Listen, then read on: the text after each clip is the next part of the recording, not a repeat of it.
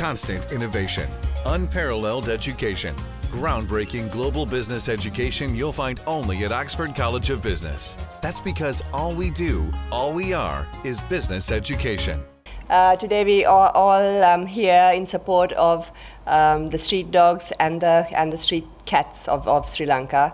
And as everyone I'm sure knows, there has been an increase in the abuse and cruelty towards these animals of late.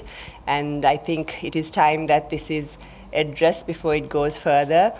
We don't sit here for just us. There are different animal welfare organizations here.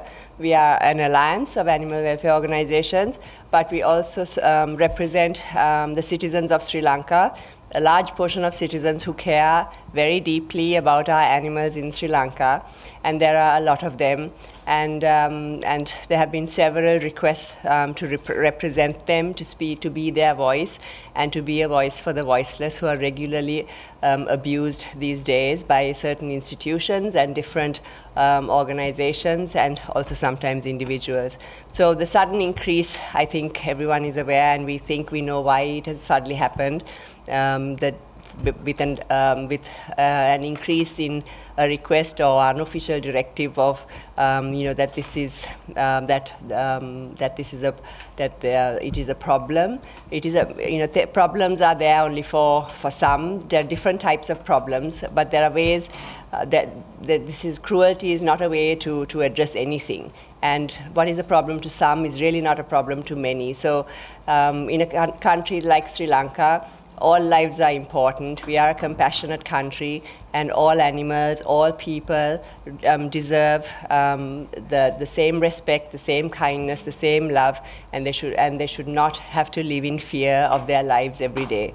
So this is a request from all of us, and also thousands of compassionate citizens of Sri Lanka, that everyone lives their life in Sri Lanka with compassion to all lives, and that all lives are treated as valuable and as equal.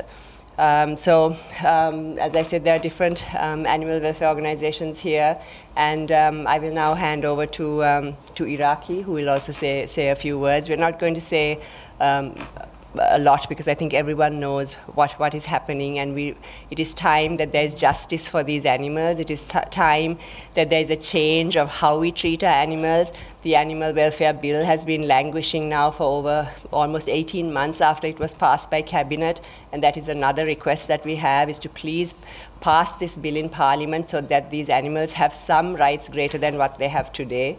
It is only right that a developed country or a developing country treats its animals equally to people, and that there's respect for them as well. Only then will we be a nation which can be valued globally and internationally, and even within ourselves.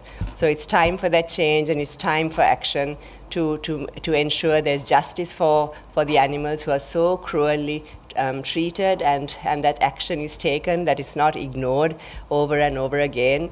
This is I think the third or fourth such incident in the last couple months, and each one really goes unaddressed, and it is time that it is addressed. It's time action is taken, and it is time it's shown that this is not something right that is done for the country, and it's not something that the majority of people accept in Sri Lanka.